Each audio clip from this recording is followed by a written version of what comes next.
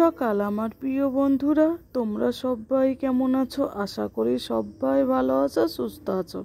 তোমাদের আশীর্বাদ ভালোবাসায় আমরাও বেশ ভালো আছি। ইয়া জেলার ছোট্ট একটি গ্রাম থেকে আমি লিপি আমার ব্লগ চ্যানেলে তোমাদের সকলকে জানাই অনেক অনেক স্বাগত, অনেক অনেক ভালোবাসা। নতুন দিনে নতুন সকালে নতুন একটি ভিডিও নিয়ে তোমাদের সামনে চলে এসেছি। আশা করি ভিডিওটি তোমাদের ভালো লাগবে, আর ভালো লাগলে একটা লাইক দিয়ে কমেন্ট করে আমার পাশে থেকো। তোমাদের কাছে একটাই অনুরোধ রইল, ভিডিওটিকেও স্কিপ না করে পুরো ভিডিওটি দেখার অনুরোধ রইল তোমাদের কাছে।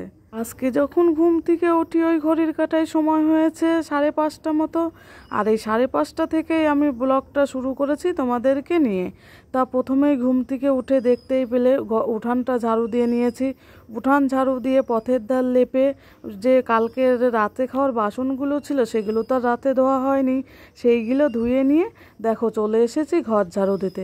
আগে বাসনগুলো ধুয়ে নিয়েছি, কেননা ঘরে এঁঠো ছিল, সেই এঁঠোটা মুছতে হয়েছে।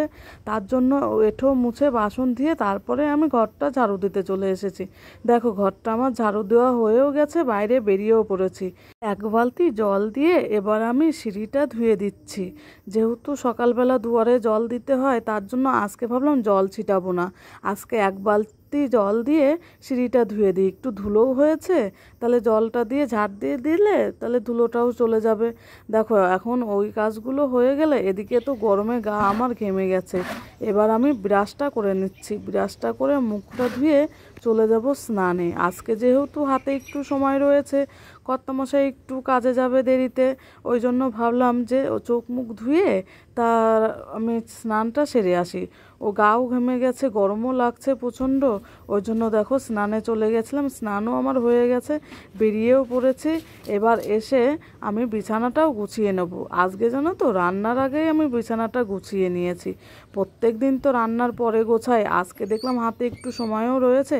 আজকে সকাল সকালে উঠেছি যেহেতু, তার জন্য কাজগুলো আমার দেখো সকালে সব হয়ে গেছে।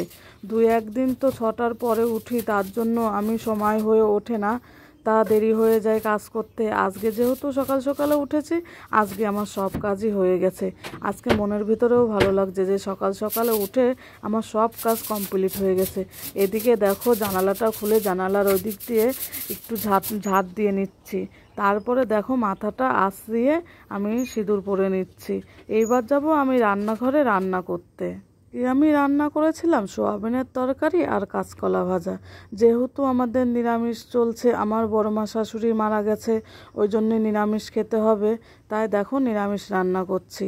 আজকে যেহেতু বাজারের দিন, আমার হাতে কিছু সবজিও ছিল না, ওই জন্য এই এক পদ দিয়েই আজকে সেরে ফেলেছি। তারপরে বিকালে বাজারে যাবে, বাজারে গিয়ে সব সবজি আমাকে এনে দেবে বলেছে। তা সকালে তো তাড়াতাড়ি কর্তামশাই কাজে চলে যায়, সকালে বাজারে যাওয়ার সময় হয় না, ওই জন্য সকালের বাজারটা আমাদের হয় না। ওদিকে দেখো সোয়াবিনে জল দিয়ে এদিকে ভাতটা হয়ে গেছে, ভাতটা আমি নামিয়েও নেবো। এদিক দেখো সোয়াবিনের ঝোলটা ফুটছে, এরপরে আমি হয়ে গেলে গরম মশলা দিয়ে নামিয়ে নেব। ওদিকে তো কর্তামশাই খেতে বসে পড়েছে, তার জন্য দেখো ভাত নিয়ে এসে আমি রেডি করে দিয়েছি, ফ্যান চালিয়ে দিয়েছি, ভাবছি যে একটু ঠান্ডা হোক। দেখো ঠান্ডা হতে না হতে কর্তামশাই আমার খেতে বসে পড়েছে। তা বলছে এতগুলো ভাত খাবো না, যেহেতু নিরামিষ তো ভালোও লাগছে না। আর আমি তো ভাত খাইনি, দেখো চা করে নিয়েছি, চা আর বাটিতে কটা মুড়ি নিয়ে নিয়েছি। আমি সকালে এটাই খেয়েছি, পরেও জানো না আমি এখন মুড়ি খেয়েছি। আমার ভাত খেতে একদমই ইচ্ছা করছিল না, যেহেতু সোয়াবিনের তরকারি আমার ভালো লাগছিল না আজকে খেতে, ওই জন্য একবারে দুপুরে ভাত খেয়েছিলাম। দুপুরে বলতে বিকালবেলায় হয়ে গেছিলো। তারপরে দেখো চা খেয়ে আমি নিয়ে বাইরেও বেরিয়ে পড়েছি, কাজেও বসে পড়েছি। যেহেতু কয়েকদিন আমি কাজে বসি না, গরমের জন্য কাজ করতে ইচ্ছা করে না, তা ভালো আজকে গরম হলে আর কি করা যাবে, কাজ তো আমাকে করতেই হবে। দিন আনা দিন খাওয়া সংসারে একার পক্ষে তো আর সম্ভব হয়ে ওঠে না।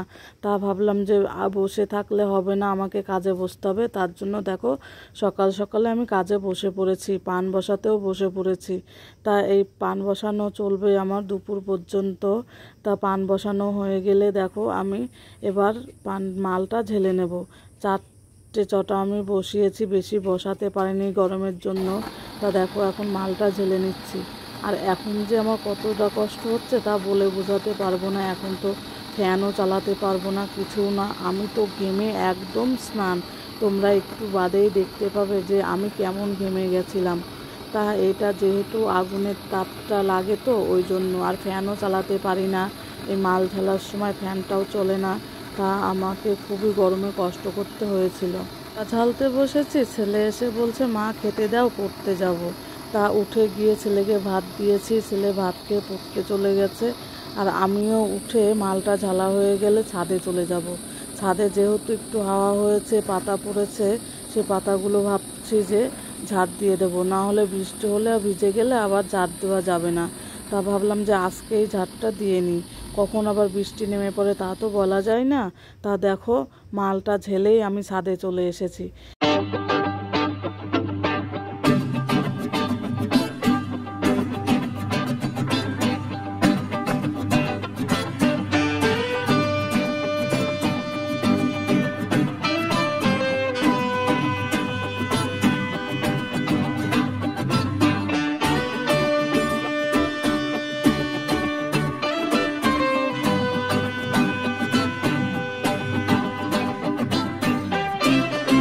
এর কাজ সেরে দেখো ঘরে চলে এসেছি।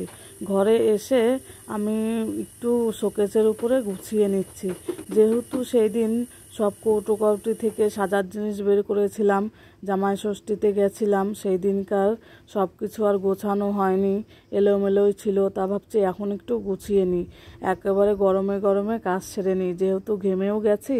তা বললাম কাজ সেরে তারপরে বাইরের দিকে যাব, বাইরেও তো কাজ রয়েছে, ওদিকে তো মাল ঝেলেই উঠে চলে গেছি গরম লাগছিল বলে।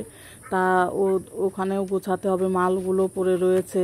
তা শোকেসের ওখানে একটু গুছিয়ে দেখো টেবিলটাও গুছিয়ে নিয়েছি। টেবিলের উপরে যে কাপড়টা দেওয়া থাকে সেই কাপড়টা তো নিচু হয়ে গেছিলো, ওটা আবার ঠিকঠাক করে পেতে দিলাম। আর দেখলেই আমি কিভাবে ঘেমে গেছি তোমরা দেখেই বুঝতে পারলে, প্রচণ্ড হারে আমি ঘেমে ভিজে গেছি পুরো। এদিকে দেখো কাজ করে উঠে চলে গেছিলাম বললাম না, ওই জন্য দেখো এই চটাগুলো গুছিয়ে নিলাম, মালগুলো তুলে নিলাম, আর যে যাবতীয় জিনিসগুলো ছিল সবই আমার গোছানো হয়ে গেছে। এখন দেখো কর্তামশাই কাজ থেকে এসেছে, যে জামা কাপড়গুলো ছিল, ছেলের যে প্যান্ট ছিল সেইগুলো দেখো আমি একটু সার্ফের জলে ভিজিয়ে নিচ্ছি, যেহেতু গরমের দিন ঘাম হয় শরীরে, তা একটু সার্ফ না দিলে এগুলো যায় না। তার জন্য দেখো সার্ফে ভিজিয়ে রেখে যে 2-3টে বাসন হয়েছিল বিকালবেলা খাবার পর, সেই বাসনগুলোও আমার ধোয়া হয়ে গেল। এইবার চলে যাব জামা কাপড় দুটো ভিজিয়ে রেখেছি সেই জামা কাপড় দুটো কাচতে। এবার জামা কাপড় কেচে তারপরে একটু সবাই এসেছিল, ওখানে ফ্যান চালিয়ে বসে একটু গল্প করছিলাম। গল্প করতে করতেই তারপরে কর্তা আমার বাজার থেকে চলেও এসেছিল, তা অনেক সবজি টবজি নিয়ে এসেছিল, সেটাই তোমাদেরকে দেখাবো ভাবছি। এদিকে দেখো জামা কাপড়গুলো আমার কাচা হয়ে গেছে, এবার আমি ধুয়ে বালতিতে রেখে দেব, পরে মেলে দেবো ভাবছি। তা এদিকে দেখো বললাম না অনেক সবজি এনেছে, এদিকে দেখতেই পাচ্ছ যেহেতু আমাদের নিরামিষ খাওয়া, ওই জন্য দেখো ফুলকপি, তারপরে লাল শাক, কুমড়ো, কলা, আলু, মটরের ডাল না সরি হচ্ছে মুগের ডাল, 1 প্যাকেট নিমকিও এনেছে ছেলের জন্য। তা দেখো অনেক কিছু এনেছে, পটল, লঙ্কা, তারপরে তোমার লেবু, সব কিছু নিয়ে এসেছে। বলছি না নিরামিষ খেতে গেলে সবজি না হলে হয় না। লাল শাকটা আমি বেছে গুছিয়ে রাখবো, তাহলে সকালে রান্নায় আমার সুবিধা হবে। ওদিকে তো ছেলে বলছে রাতের খাবার করো মা, আমার খিদে পেয়ে গেছে, ছেলে বলছে খিচুড়ি করে দাও। তার জন্য দেখো পটল ভাজা, কুমড়ো ভাজা, আলু ভাজা করেছি, আর সব সবজি দিয়ে একটু খিচুড়িও রান্না করেছি। তা ভিডিওটি আমি এই পর্যন্তই রাখছি, আসছি আগামীকাল নতুন একটা ভিডিওর সঙ্গে। ততক্ষণ সুস্থ থেকে ভালো থেকো, সাবধানে থেকো, টাটা।